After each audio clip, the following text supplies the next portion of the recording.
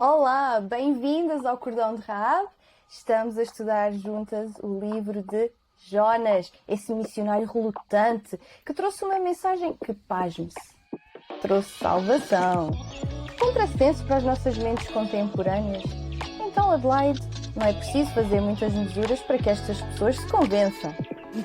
Realmente, que coisa, que fenómeno. Não temos nada de luzes especiais, nada de palavras doces, experiências emocionais, tatuagens modernas, espuma no cabelo, a roupa da moda. Como é que alguém se pode converter assim, com um pregador tão desinteressante?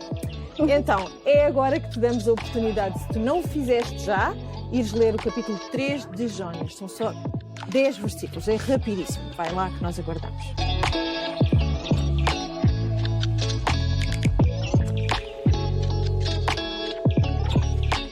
E assim, com a leitura do capítulo 3, damos o primeiro passo do famoso método Leia.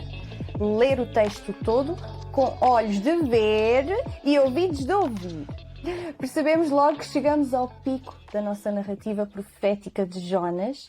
É aqui, no capítulo 3, que culmina a história do pregador, profeta e missionário mais bem-sucedido de todos os tempos.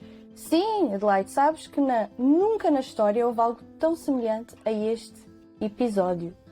Foi um arrependimento em massa, com direito a cinza, panos de saco, jejum e olhem, desde o mais pobre plebeu ao mais rico sentado no trono do Império Assírio.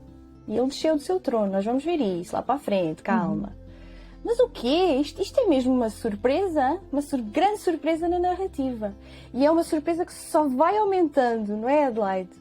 É isso, é. E olhem, tem extensão, com extensão aos animais. Imagina quão profundo foi este arrependimento.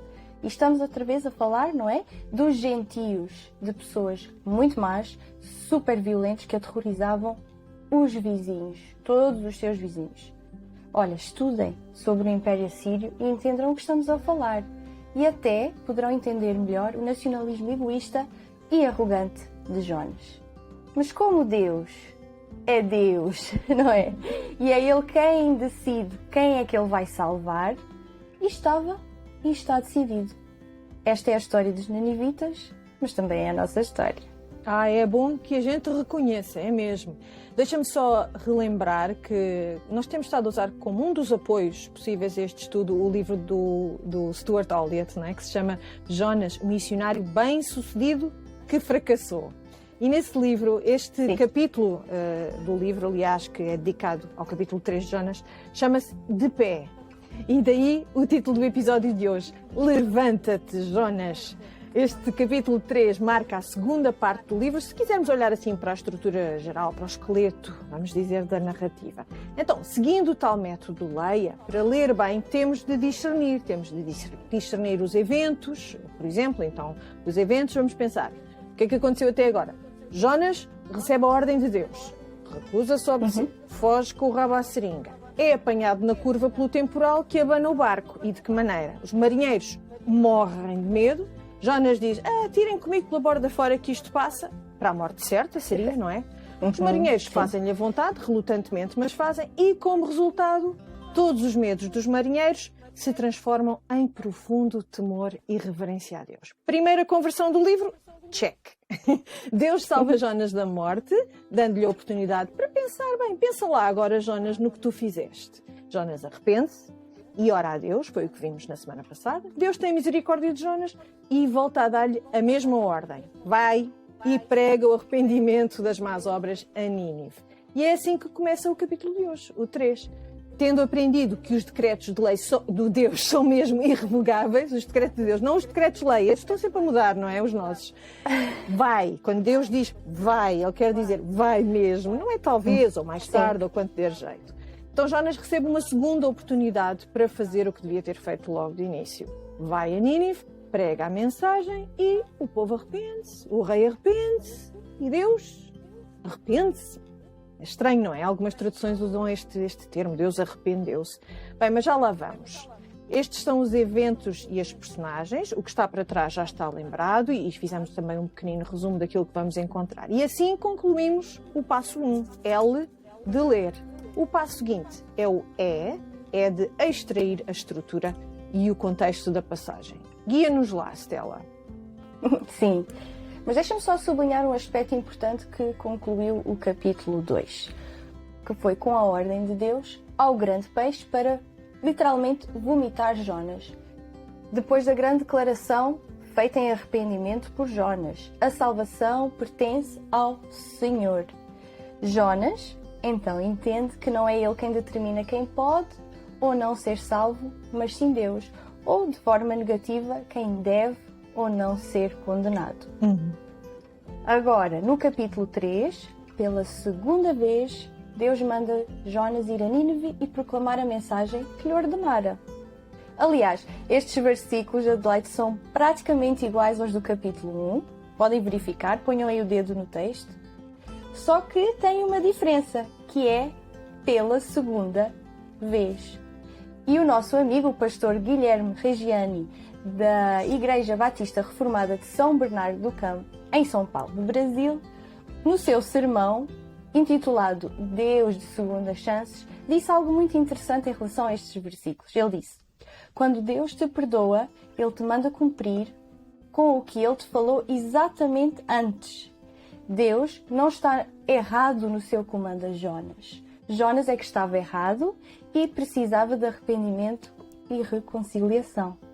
Jonas, então, aqui volta à estaca zero. Quando Deus nos perdoa, Ele manda-nos cumprir exatamente com o que Ele nos mandou fazer inicialmente. Não é, Adelaide? É isso, não há atalhos, não é? Porque quem se mete em atalhos mete-se em trabalhos, diz o povo, e é confirmado pela história de Jonas. É muito importante, de facto, essa nota que tu fizeste, do Deus que dá várias oportunidades, dá novas oportunidades. Eu creio que um bom subtítulo para o nosso Deus seria o Deus das segundas, terceiras, quartas e 15ª oportunidades. Porque Deus dá muitas ao longo do dia, ao longo da semana, ao longo da vida. Até morreres, tens hipótese de te arrependeres e de mudares, não é? Até morreres tens essa hipótese. Depois é que já vais estar, minha querida. Por isso, nós vemos tanta misericórdia de Deus neste livro, não é? E agora, em termos da análise do próprio texto, este é um ponto, um tema principal, se quisermos, do capítulo 3 e do livro todo, que pode resumir-se nesse versículo que tu já citaste, não é? A salvação pertence ao Senhor. E ainda bem que assim é. Parece-nos então que Jonas começa este terceiro capítulo numa nota positiva. Finalmente, Jonas, fazes o que Deus te mandou. Isso. No verso 3, ele obedeceu imediatamente. Apesar de preferir ver os seus inimigos mortos, ele aprende que não vale a pena desobedecer.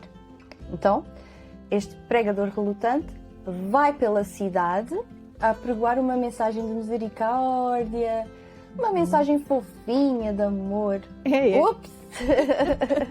Só que não, não é? A famosa mensagem profética de Jonas era: Nínive será destruída daqui a 40 dias. É o versículo 4, é o que está lá escrito. É mesmo uma promessa de juízo com condenação. Nada de superficialidades, nada de floreios e rococós.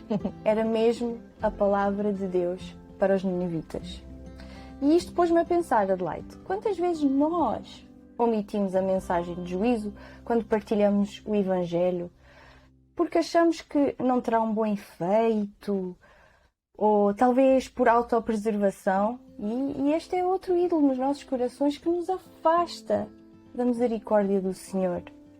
Ou então por obstinação mesmo. Que Deus tenha misericórdia, não é? Nós queremos ajudar Deus no processo da salvação. Talvez é mesmo isso, é uma falta de fé no que Deus pode fazer com a sua palavra. Então esta mensagem é sim intolerável na nossa sociedade. E Stuart Olliott, no livro, ele comenta: o coração humano gosta de pensar que Deus está em nossas mãos e odeia ser lembrado que nós é que estamos nas mãos de Deus. Realmente, e é interessante essa referência que tu fizeste à idolatria do nosso coração, não é? Porque o que é fazer um ídolo, em termos literais? é fazeres algo que tu podes agarrar com as tuas mãos, eu tenho Deus nas minhas mãos, é reduzi-lo à tua imagem e semelhança, não é? Então há muitas áreas da nossa vida em que nós podemos reconhecer, eu estou a fazer disto um ídolo, ou estou a fazer do meu próprio Deus algo que eu estou a tentar controlar, não é? E nós, na verdade, se formos honestos, muitas vezes continuamos a achar que as coisas correm muito melhor se formos nós a estar no controle da situação. Se for eu a tomar a decisão, Deus, tu vais ver que isto corre mesmo bem. Espera lá um bocadinho, Deus, não faças nada ainda, que eu tenho aqui uma estratégia ótima que aprendi neste livro dos 7 passos para... e agora é que a coisa vai correr mesmo bem, não é? Leiam Jonas, pá, instruam-se. Mas qual é então a resposta surpreendente deste povo, como tu disseste, tão violento, não é? Estes inimigos terríveis de Israel. Imaginem, eles são os vizinhos lá do norte. Pela primeira vez, as fronteiras do norte tinham sido restauradas. Estavam neste momento, Israel era tão grande como no tempo de Salomão, não é? Em termos do seu limite a norte. Então, estes vizinhos estavam lá, vamos dizer assim, à coca, não é? À espera de poderem entrar. Então havia uma grande ameaça, estes vizinhos do norte, com quem existia uma paz, mas era uma paz que depois vamos perceber que era uma paz temporária. Então, qual é a resposta surpreendente de uma gente tão má, quem a gente tem tanto medo, estes inimigos de Israel, a este aviso de condenação do Senhor dos Exércitos, esta coisa assim tão seca, arrependam-se, daqui a 40 dias Nínive vai ser destruída. A resolução do grande conflito na narrativa encontra-se então entre os versículos 5 a 9. Vamos ler, atenção a este versículo 5 em específico. O versículo 5 diz assim: os habitantes de Nínive, grandes e pequenos, todos acreditaram em Deus, proclamaram um jejum e vestiram-se de saco em sinal de penitência. Creram em Deus, portanto. A palavra de Deus chega naquela cidade toda antes de Jonas chegar, não é? No primeiro dia da pregação de Jonas. Imediatamente, logo ali, o povo começa a crer. E a notícia espalha-se. É algo absolutamente incrível e inesperado. E assim se confirmam os piores receios de Jonas, que vão cristalizar-se só para a semana, no capítulo 4. Eu deixo isso para depois. Mas vejamos, esta gente iníqua, que ainda por cima, estava sempre em cima, como eu disse, em cima, literalmente ali a norte dos israelitas, esta gente perigosa, ameaçadora da minha independência, do meu favor perante Deus, porque imagina, se esta malta se arrepende, se calhar Deus até lhes vai dar favor a eles em vez de a mim, não é? Eles arrependem-se mesmo, assim, de uma penada, assim, sem preciso fazer nada de especial. Jonas deu-lhes um grito e eles, já está, pumba, arrependidos. Uma grande onda começa assim a inundar a cidade e os campos da grande Nínive, que seria talvez Nínive e talvez as cidades limítrofes, como nós dizemos a grande Lisboa, o grande Porto, não é? Isto foi um marmoto do Espírito Santo. Esta gente não era gente de Deus, mas como é possível uma coisa assim? É mesmo, é muito surpreendente e é maravilhoso ver a bondade de Deus, não é? Até com os piores dos pecadores. Mas é isso mesmo que nós estamos a ver aqui neste capítulo, é um arrependimento total de uma geração de gentios, uma revolução espiritual extraordinária, não é? O arrependimento dos marinheiros no capítulo 1 foi um vislumbre do que iria acontecer aqui. E claro, por causa do trabalho do Espírito Santo que abriu os olhos espirituais dos marinheiros, dos ninivitas, que abre os nossos olhos, não é? É o Espírito Santo, este é o trabalho do Espírito Santo. E realmente este é o maior milagre do livro de Jonas.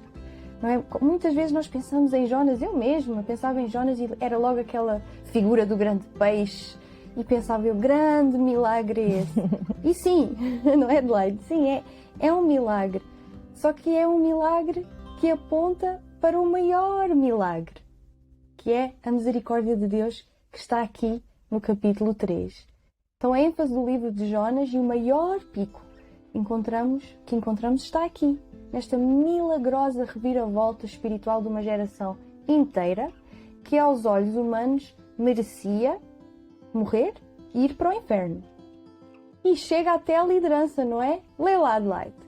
Sim senhor. Versículo 5. Quando a notícia chegou ao rei de Nínive, também ele desceu do seu trono e tirou o seu manto real. Portanto, despiu-se da sua autoridade própria, não é? Vestiu-se igualmente de saco e sentou-se na cinza.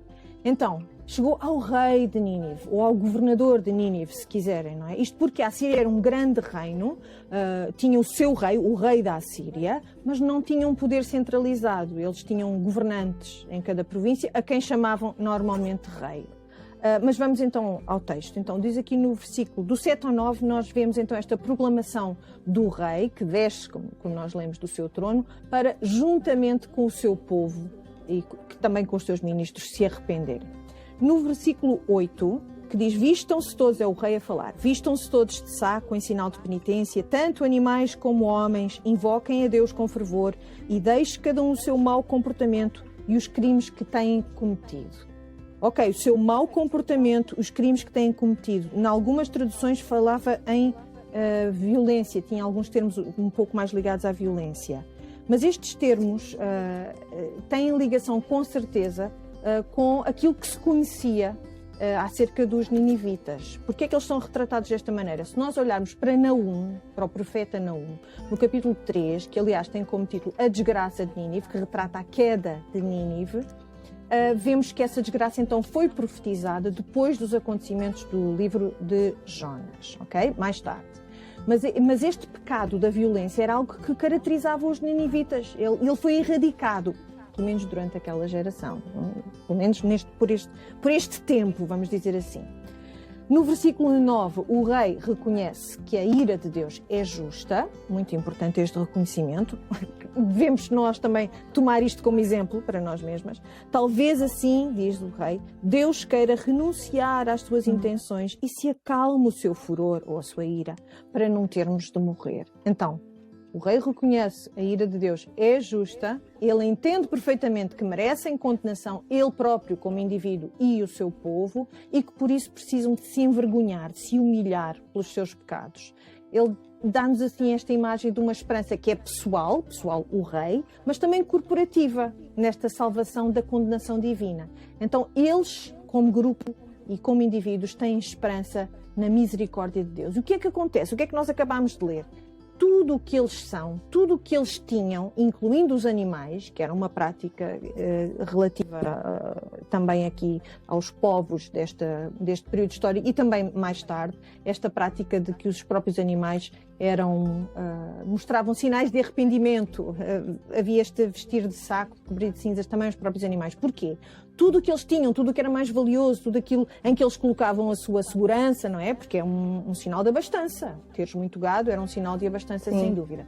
Tudo isso, tudo o que eles tinham, antes consagrados aos ídolos, os próprios sacrifícios de animais também eram praticados por esta civilização e eram consagrados, então, esses animais aos ídolos, sacrificados aos seus deuses, passam a pertencer ao Senhor. É um sinal de pertença completa e total. Tudo o que eles tinham consagrado ao Senhor, Deus Criador e sustentador de todas as coisas e de todas as pessoas. É uma das perguntas do Catecismo da Nova Cidade que os nossos miúdos e alguns de nós memorizaram. Mais outra ideia central do livro temos aqui. Deus tem poder sobre tudo e todos. Ele é soberano. Lembram-se também o poder sobre a natureza? Lembram-se da tempestade, do peixe que Deus enviou? Tudo isso é uma expressão do poder sobre a natureza.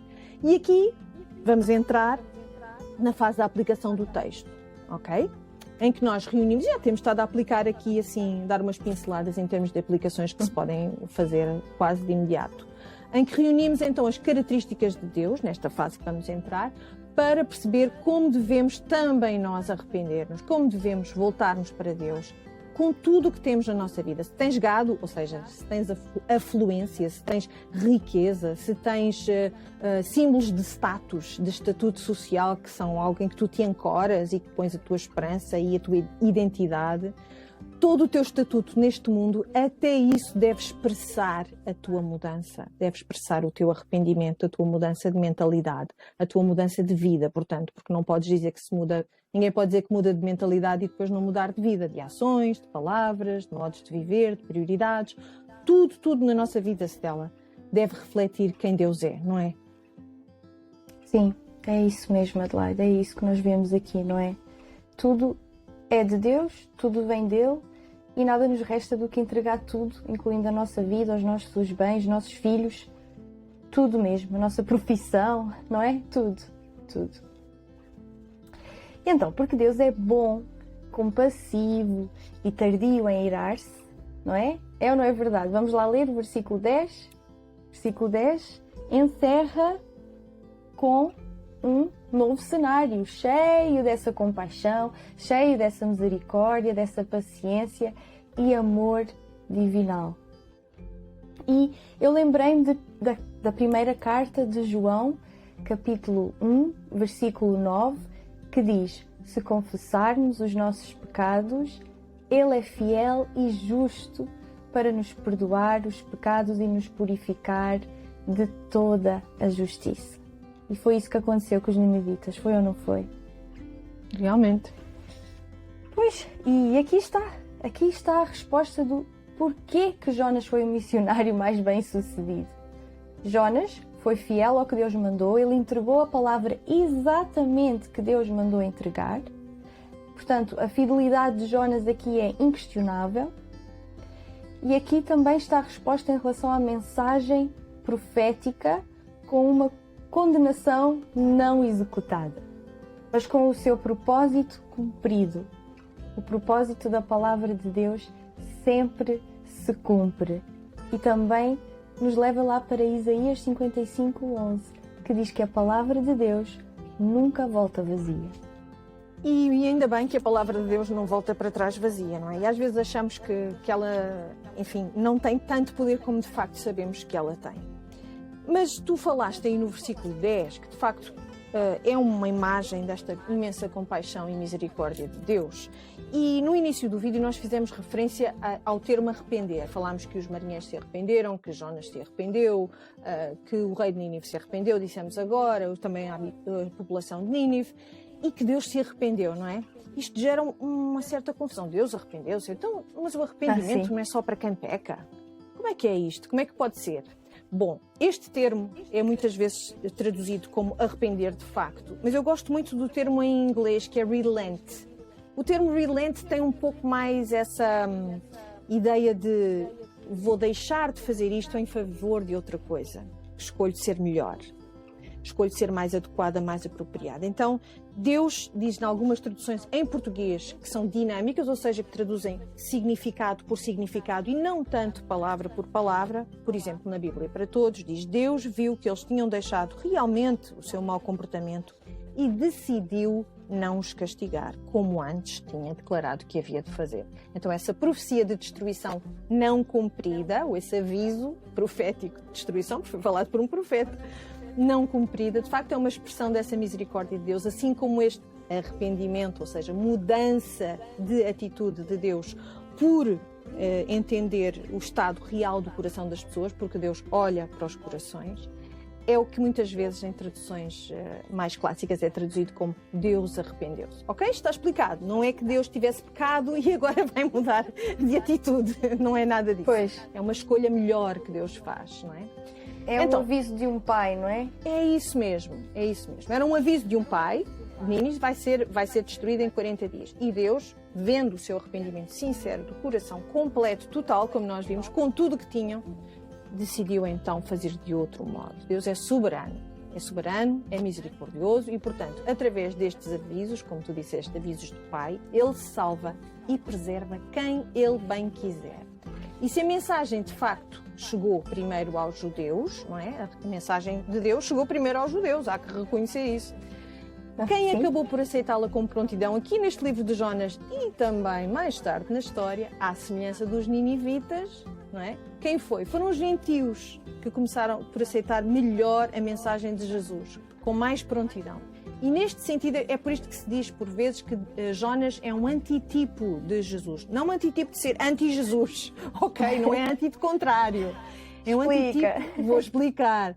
Neste sentido, não é? Há aqui uma espécie, quase um paralelo que é estabelecido entre um e outro. Jonas pregou aos gentios, surpreendentemente eles arrependeram-se, e Jesus pregou aos judeus. Os judeus, sabemos nós que a maioria teve grande relutância em aceitar a mensagem de Jesus. No fim das contas, o resultado foi o mesmo. Os gentios arrependeram-se num caso e no outro. E, no entanto, um e outro iam para trazer a mensagem primeiramente a populações diferentes, não é? Então, Sim. e eu lembro-me a propósito disto, aquela parábola que Jesus contou em relação aos 2 filhos, não é? Qual foi o filho obediente? Foi o que foi logo fazer o que foi o que disse que fazia o que o pai mandava e depois não fez? Ou foi o filho que primeiro disse que não e que depois até foi lá, não é? E Jesus conta essa parábola com o contexto de: vocês não escutaram as mensagens de João Batista, que eram para vocês, de arrependimento, e não escutaram essas mensagens, nem escutaram quando o próprio João Batista falou de mim, o Messias. Vocês recusaram também essa mensagem. Então, eu vou convidar todos para o meu banquete. Vocês dizem que não. Quem quiser vir é bem-vindo.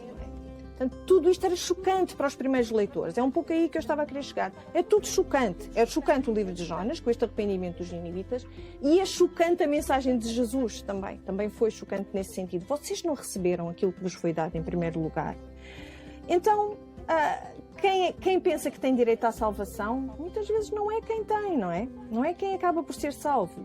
E em Mateus 21, 28, dizia, de facto, contava Jesus esta parábola e falava destes pecadores que se arrependeram com a pregação de João Batista e os judeus não.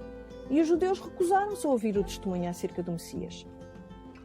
Vocês estão cansadas? Eu fiquei um bocadinho cansada até desta volta que eu dei, só para vos falar, porque Jonas é chamado de anti-tipo de Jesus, ok? Vamos, Stella, vou deixar para ti a batata quente. Agora aplica lá tudo o que nós já lemos à nossa vida, Stella. Vá lá. Ai, está bem. Obrigado pela batata quente. Mas sim, obrigada por essa explicação, e é importante nós olharmos para essas coisas, até porque até vou deixar aqui um teaser, que no próximo capítulo nós vamos falar sobre essas coisas chocantes que acontecem no livro de Jonas, tanto para os leitores originais, quanto progressivamente nas narrativas, no Novo Testamento, para nós, não é? Esta intolerância a este tipo de coisa, e ver mesmo como Deus age completamente fora daquilo que nós pensamos que seja correto, que seja justo, não é? Então está aqui um teaser. Não percam, a semana que vem nós vamos falar mais um bocadinho sobre isso. Até porque a atitude de Jonas em relação a isto que acabou de acontecer no capítulo 3 é... como é que eu ia dizer, Adelaide? É frustrante. Frustrante, sim. Isso é. Bora lá, vamos lá para as aplicações. Vamos lá. Então Adelaide, nós também temos uma mensagem a proclamar. E nós devemos ser fiéis com o Evangelho que o próprio Jesus nos entregou. Que inclusive inclui o aviso de julgamento. Nós temos que proclamar a verdade, não importa o quão difícil seja o nosso contexto. O importante é ser fiel, não é?